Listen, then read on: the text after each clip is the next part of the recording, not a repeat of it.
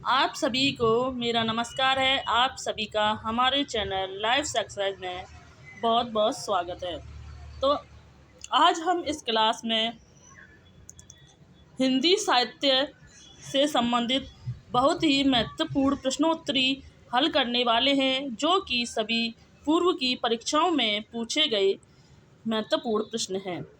इसलिए अंत तक बने रहें। देर न करते हुए हम क्लास शुरू करते हैं। अगर आपको हमारी ये क्लास पसंद आए तो इसे लाइक करें और ज़्यादा से ज़्यादा शेयर करें।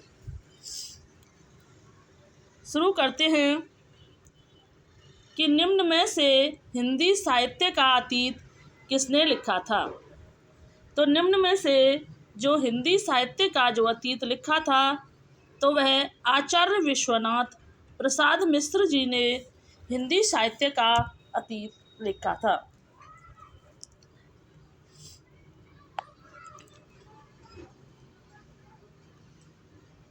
अगला प्रश्न देखते हैं कि आदिकाल को प्रारंभिक काल नाम किसने दिया था। तो आदिकाल को प्रारंभिक नाम जो दिया था तो वह मिश्र बंधु जी ने दिया था। जबकि आदिकाल जो कहा था वो हजारी प्रसाद द्विवेदी जी ने कहा था, और आदिकाल को बीज बपन जो काल कहा था तो वह महावीर प्रसाद द्विवेदी जी ने कहा था। अगला प्रश्न देखते हैं, प्रश्न नंबर 3, इनमें से कौन श्लाघित कृति है। तो राउल बेल जो है एक श्लाघित कृति मानी जाती है, जो कि रोड़ा कवि के द्वारा रचित मानी जाती है। पाहुड़ दोहा जो है यह राम सिंह की रचना है। प्राकृतम पैंगलम बंशीधर की रचना है। वड़ रत्नाकर के ज्योतिरीश्वर ठाकुर माने जाते हैं। और राउल बेल में है नक्सिक कलचुरी वंश की नक्सिक नायिकाओं का वर्णन किया गया है। अगला प्रश्न देखते हैं कि शालिभद्र सूरी की रचना का नाम है। तो शालिभद्र सूरी की जो रचना का नाम है वो भरतेश्वरी बाहुबली रास जो है वो शालिभद्र सूरी की रचना का नाम है। जय मयंक जस चंद्र का मधुकर कवि की रचना मानी जाती है। अगला प्रश्न देखते हैं कि अमीर खुसरो किस नाम से जाने जाते थे। अमीर खुसरो किस नाम से जाने जाते थे। तो अमीर खुसरो जो हैं वो तूतीय हिंद के नाम से जाने जाते थे। अमीर खुसरो का जन्म 1253 ईस्वी में पटियाली में हुआ था।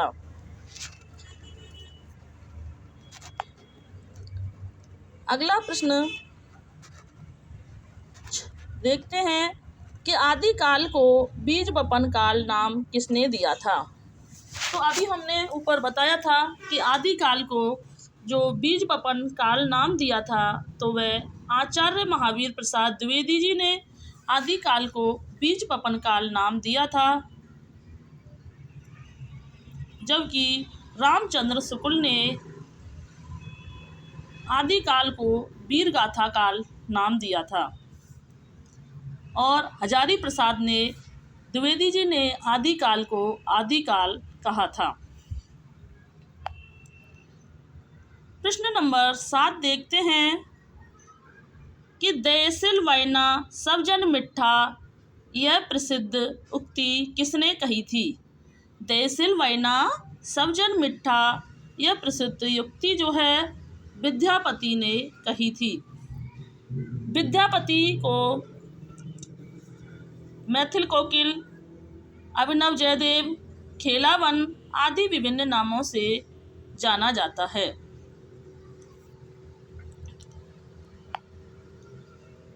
प्रश्न नंबर 8 देखते हैं कि उपदेश रसायन के रचयिता हैं। उपदेश रसायन के रचयिता हैं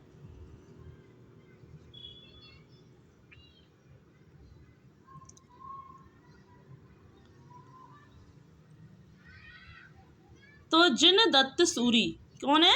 उपदेश रसायन के जो रचनाकार हैं वो जिनदत्त सूरी को माना जाता है। अगला प्रश्न देखते हैं कि निम्न में से किस कवि को अपभ्रंश का वाल्मीकि कहा जाता है? तो निम्न में से किस कवि को अपभ्रंश का वाल्मीकि कहा जाता है? तो सरापहा, पुष्पदंत, स्वयंभू या हेमचंद। तो अपभ्रंश का जो वाल्मीकि कहा जाता है वो स्वयंभू को कहा जाता है। स्वयंभू जो है वो 8वीं सदी के कवि माने जाते हैं, जबकि पुष्पदंत 10वीं सदी के माने जाते हैं। सरापहा पहली सदी के कवि 7वीं सदी के कवि माने जाते हैं। हेमचंद जो हैं वो 11वीं सदी के कवि माने जाते हैं। ये कौन से कवि किस सदी से हैं, यह परीक्षाओं में अक्सर पूछा जाता है। और ये प्रश्नोत्तरी TGT, PGT, LT grade, UGC net, BPS सभी परीक्षाओं की दृष्टि से बहुत ही महत्वपूर्ण है। किस कवि को अभिनव जयदेव के नाम से जाना जाता है? तो अभी हमने बताया था कि अभिनव जयदेव के नाम से जो जाना जाता है वो विद्यापति जी को माना जाता है। प्रश्न नंबर 11 देखते हैं कि निम्न में से कौन सी रचना व्याकरण ग्रंथ है? तो जो व्याकरण ग्रंथ जो मानी जाती है, उक्ति व्यक्ति प्रकरण जो है दामोदर कवि के द्वारा रचित मानी जाती है। यह एक व्याकरण ग्रंथ रचना मानी जाती है। जबकि वड़ रत्नाकर जो है ज्योतिरीश्वर ठाकुर के द्वारा रचित मानी जाती है। कीर्ति पताका जो है विद्यापति जी के द्वारा रचित है। और चर्यापद जो है सवरपा के द्वारा रचित मानी जाती है। प्रश्न नंबर 12 देखते हैं कि प्रबंध चिंतामणि के रचयिता का नाम है। प्रबंध चिंतामणि के रचयिता का नाम है दामोदर पंडित, कवि आशु, रोड़ा या मेरुतंग। तो प्रबंध चिंतामणि के जो रचयिता का नाम है तो वह मेरुतुंग है। क्या है? प्रबंध चिंतामणि के रचयिता का नाम जो है यह मेरुतुंग है। अगला प्रश्न देखते हैं कि बल्लवाचार्य के द्वारा रचित ग्रंथ का नाम है। तो बल्लवाचार्य जी के द्वारा जो रचित ग्रंथ है वो अणुभाष्य माना जाता है।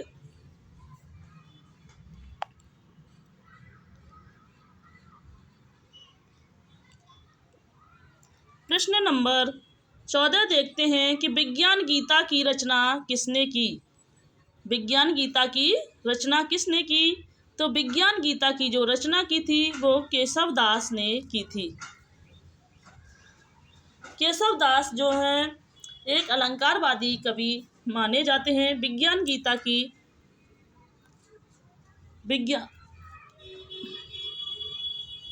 प्रश्न नंबर 15 देखते हैं कि खेट कोटकुहम की रचना किसकी रचना है?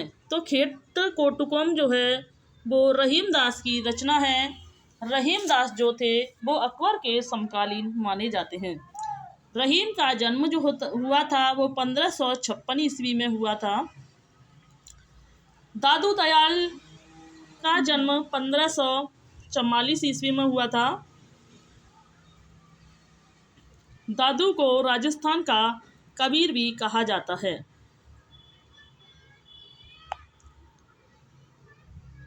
अगला प्रश्न देखते हैं कि गोकुलनाथ की रचना का नाम है।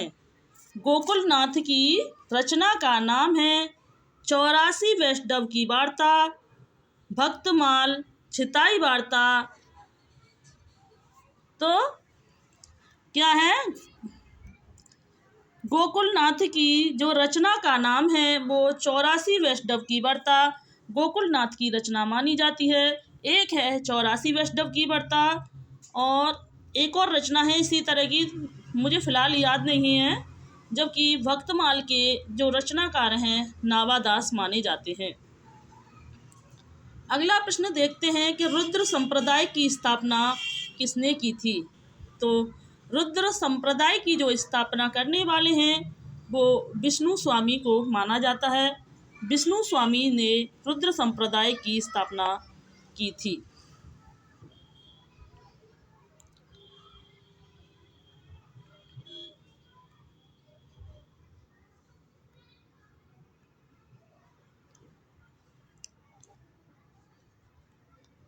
अगला प्रश्न देखते हैं कि प्रभु जी तुम चंदन हम पानी इस पंक्ति के रचनाकार हैं। प्रभु जी तुम चंदन हम पानी इस पंक्ति के जो रचनाकार माने जाते हैं तो वह संत रैदास को प्रभु तुम चंदन हम पानी के रचनाकार माने जाते हैं। तो संत रैदास का जन्म जो है वो 1398 ईस्वी में हुआ था। संत रैदास को रविदास के नाम से भी जाना जाता है। इनके जो गुरु थे वो रामानंद थे और इनकी जो शिष्य थी मीराबाई थी, मतलब यह मीराबाई के भी गुरु माने जाते हैं। और यह एक पहले दलित संत माने जाते हैं। मलुकदास का जन्म 1574 ईस्वी में हुआ था और गुरु नानक का जन्म जो है 1469 तलवंडी में हुआ था। केशव कहीं न जाए कहिए यह पंक्ति किस कवि की है। तो यह पंक्ति जो है वह तुलसीदास जी के द्वारा रचित है।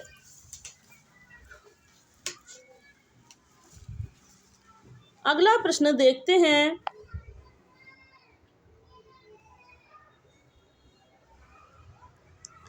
कि अंगद पैज की रचना किसने की। अंगद पैज की रचना किसने की थी। तो ईश्वर दास ने अंगद पैज की रचना की थी। अगला प्रश्न देखते हैं कि रामानुजाचार्य ने किस दर्शन का प्रतिपादन किया। रामानुजाचार्य ने किस दर्शन का प्रतिपादन किया था। तो रामानुजाचार्य ने विशिष्टाद्वैतवाद का प्रतिपादन किया था, जबकि अद्वैतवाद के प्रवर्तक जो थे वो शंकराचार्य थे और द्वैतवाद के जो थे वो मध्वाचार्य थे।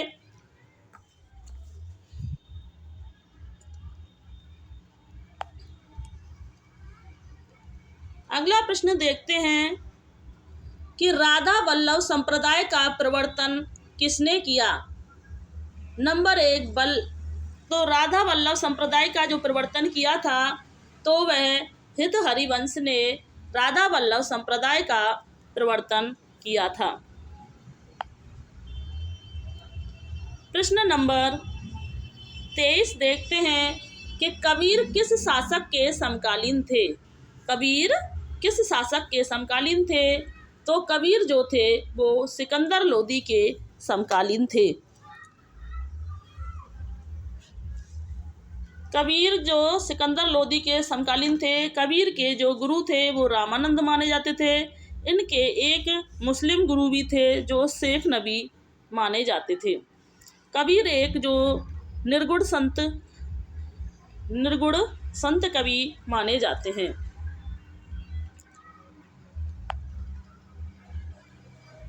अगला प्रश्न देखते हैं कि प्रेम को पंथ कराल महातलवार की धार पे धावनो हैं इस पंक्ति के रचयिता हैं। तो प्रेम को पंथ कराल तलवार की धार पर धावनो इस पंक्ति के जो रचयिता हैं यह बोधा को माना जाता है। बोधा और घनानंद यह रीति मुक्त कवि माने जाते हैं। अगला प्रश्न देखते हैं कि शिवराज भूषण ग्रंथ में किसका विवेचन मिलता है। शिवराज भूषण ग्रंथ में किसका विवेचन मिलता है। तो शिवराज भूषण ग्रंथ में जो है वह अलंकारों का विवेचन मिलता है। प्रश्न नंबर 26 देखते हैं, निम्न में से कौन सी रचना एवं रचनाकार का युग्म सही नहीं है?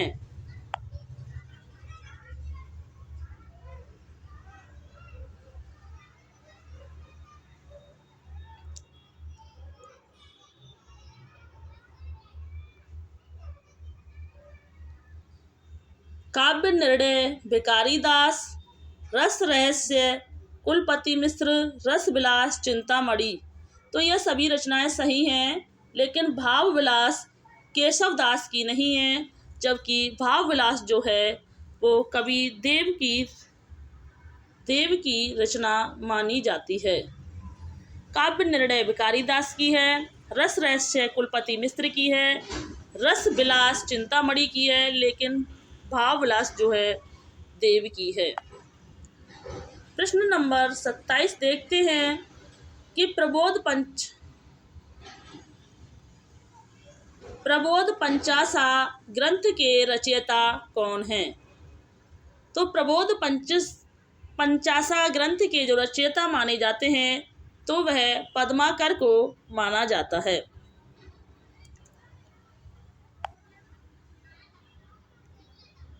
अगला प्रश्न देखते हैं कि रीति काल को अलंकृत काल नाम किसने दिया? रीति काल को अलंकृत काल का नाम किसने दिया था? तो रीति काल को जो अलंकृत काल का नाम दिया था तो वह मिश्रबंधुओं ने दिया था। मिश्रबंधु जो थे वो 3 भाई थे, गणेश, श्याम और सुखदेव। गणेश बिहारी, सुखदेव बिहारी और सुखदेव बिहारी थे। अगला प्रश्न देखते हैं कि निम्न में से किस कवि ने सतसई की रचना नहीं की? तो निम्न में से जो सतसई की जो रचना नहीं की गई थी तो वो सेनापति ने सतसई की रचना नहीं की थी, जबकि मतीराम बिहारी व्यंद ने सतसई की रचना की थी। बिहारी जो ऐसे कवि थे जिन्होंने संपूर्ण जीवन में अपने मात्र एक रचना की थी, उसी से इन्होंने साहित्य के जगत में ख्याति पा ली। इनके जो बिहारी जी की जो रचना सतसई है, इसमें 713 दोहे माने जाते हैं, कहीं कहीं पर 719 भी माने गए हैं। और इनके जो सभी दोहे हैं वो गागर में सागर भरने वाले हैं। अगला प्रश्न देखते हैं कि धन्य भारत भूमि सब रत्नन की उपजामनी इस पंक्ति के लेखक हैं। तो इस पंक्ति के जो लेखक माने जाते हैं वो बद्री नारायण चौधरी प्रेमघन को माना जाता है। किसको? धन्य है भारत भूमि सब रत्नन की उपजामनी, यह पंक्ति जो है बद्री नारायण चौधरी प्रेमघन के द्वारा रचित मानी जाती है। अगला प्रश्न देखते हैं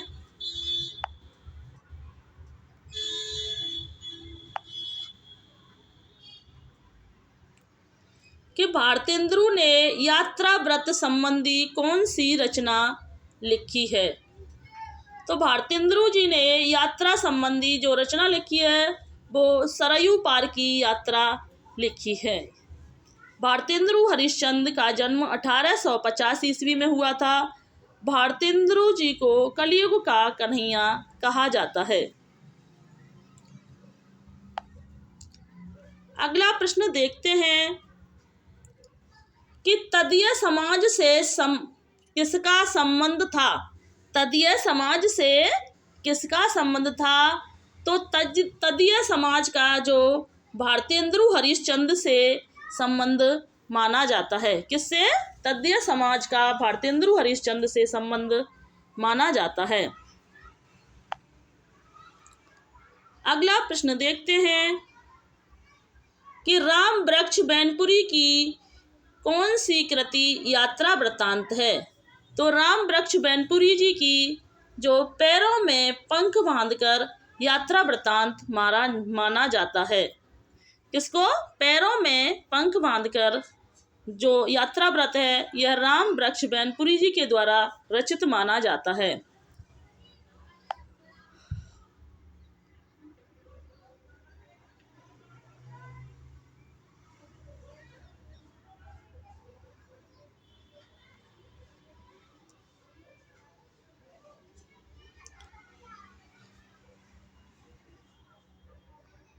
अगला प्रश्न देखते हैं कि अधिकार खोकर बैठना यह महादुष्कर्म है, इस पंक्ति के रचयिता हैं। तो अधिकार खोकर बैठना महादुष्कर्म है, इस पंक्ति के जो रचयिता हैं वो मैथिली शरण गुप्त को माना जाता है। मैथिली शरण गुप्त का जन्म 1886 झांसी के चिरगांव में हुआ था। इन्हें एक राष्ट्र कवि भी माना जाता है। राष्ट्र कवि की जो उपाधि थी वो महात्मा गांधी जी ने इन्हें दी थी और यह राज्यसभा के सदस्य भी रह चुके हैं।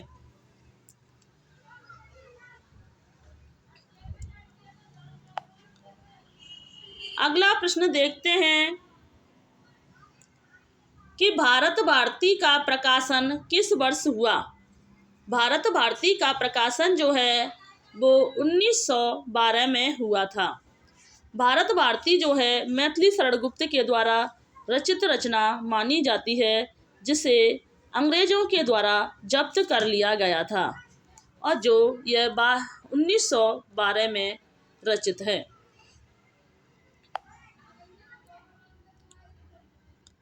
अगला प्रश्न देखते हैं कि संपत्ति शास्त्र के लेखक का नाम है। संपत्ति शास्त्र के लेखक का नाम है, तो संपत्ति शास्त्र के जो लेखक माने जाते हैं वो आचार्य महावीर प्रसाद द्विवेदी जी को माना जाता है। आचार्य महावीर प्रसाद द्विवेदी जी के नाम पर द्विवेदी युग का नामकरण किया गया था। आचार्य महावीर प्रसाद द्विवेदी जी ने आदिकाल को बीज वपन काल का नाम दिया था, जबकि हजारी प्रसाद द्विवेदी जी ने आदिकाल को आदिकाल कहा था। अगला प्रश्न देखते हैं कि साकेत महाकाव्य का सर्वाधिक मार्मिक सर्ग है। साकेत महाकाव्य का सर्वाधिक मार्मिक सर्ग जो माना जाता है तो वह नवम सर्ग को माना जाता है। इसके नवम सर्ग में उर्मिला का विरह वर्णन किया गया है। यह जो साकेत। अगला प्रश्न देखते हैं कि निराला किस पत्रिका से संबंधित नहीं थे। निराला किस पत्रिका से संबंधित नहीं थे, तो निराला जो है वो इंदु पत्रिका से संबंधित नहीं थे, जबकि सुधा, समन्वय और मतवाला जो है वो निराला की पत्रिकाएं मानी जाती हैं। अगला प्रश्न देखते हैं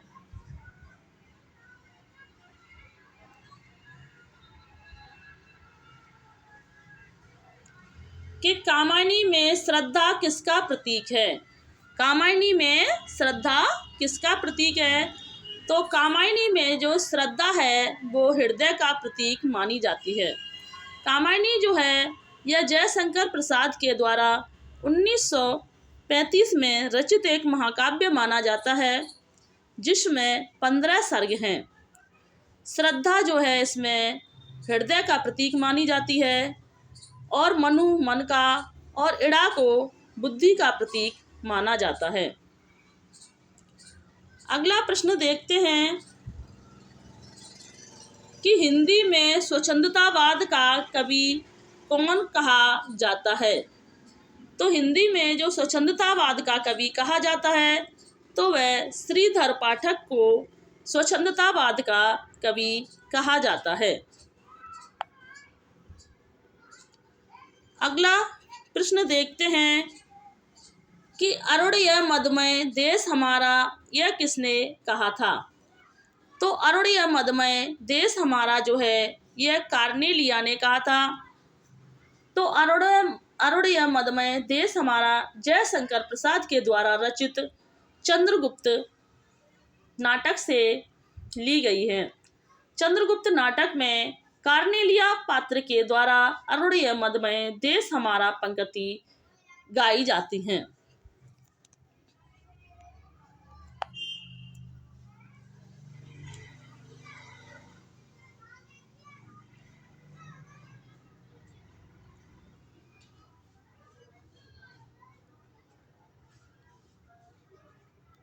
अगला प्रश्न देखते हैं कि छायावाद को स्थूल के प्रति सूक्ष्म का विद्रोह किसने कहा है। छायावाद को स्थूल के प्रति सूक्ष्म का विद्रोह किसने कहा है। तो छायावाद को स्थूल के प्रति जो सूक्ष्म का विद्रोह का है तो वह डॉक्टर नगेंद्र ने कहा है। अगला प्रश्न देखते हैं कि साये में धूप काव्य कृति के रचयिता हैं। साये में धूप काव्य कृति के जो रचयिता माने जाते हैं वो दुष्यंत कुमार को साये में धूप कृति के रचयिता माने जाते हैं। अगला प्रश्न देखते हैं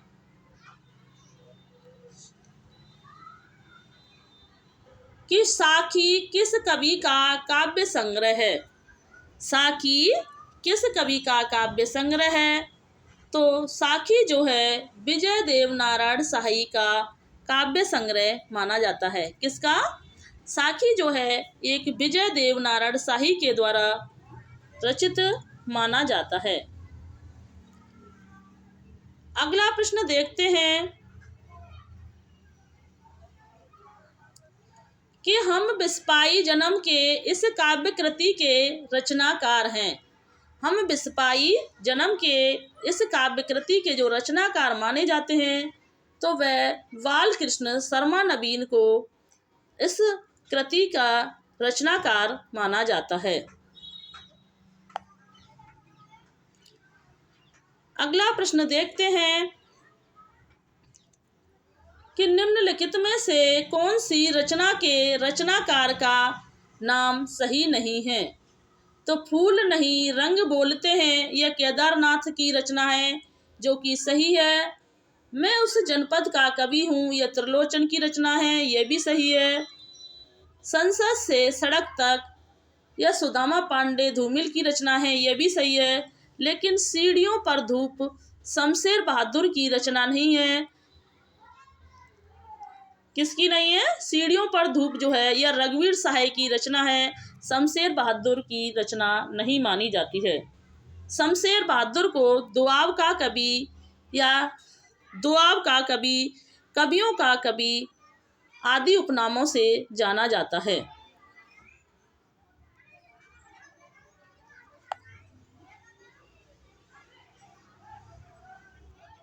अगला प्रश्न देखते हैं कि सूरदास किस उपन्यास का चर्चित पात्र है।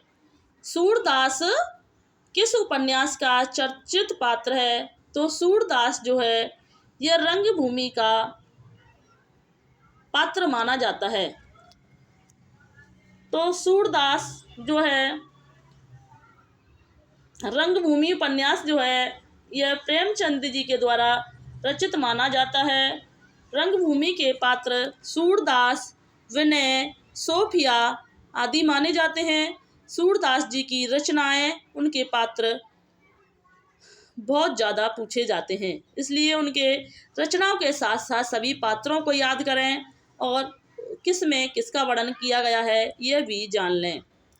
गोदान जो है यह भी प्रेमचंद के द्वारा रचित 1936 में रचित है। कर्मभूमि 1932 में, कायाकल्प 1926 में रचित मानी जाती है। अगला प्रश्न देखते हैं, झीनी झीनी बीनी चंदरिया किस उपन्यासकार की कृति है।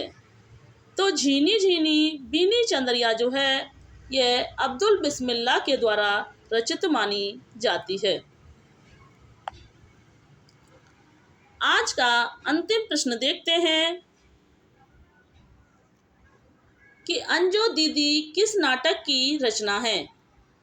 अंजो दीदी किस विद्या की रचना है। तो अंजो दीदी जो है एक नाटक विद्या मानी जाती है। क्या मानी जाती है? अंजू दीदी जो है एक नाटक रचना मानी जाती है। तो आज की क्लास को हम यहीं समाप्त करते हैं। अगर आपको हमारी ये क्लास अच्छी लगी हो तो इसे लाइक करें और इसे ज़्यादा से ज़्यादा शेयर करें और ऐसी ही निरंतर प्रैक्टिस करने के लिए TGT, PGT, LT grade Hindi साहित्य मतलब हिंदी से संबंधित संपूर्ण तैयारी करने के लिए हमारे चैनल को सब्सक्राइब करें। Thanks watching this video. जय हिंद, जय भारत।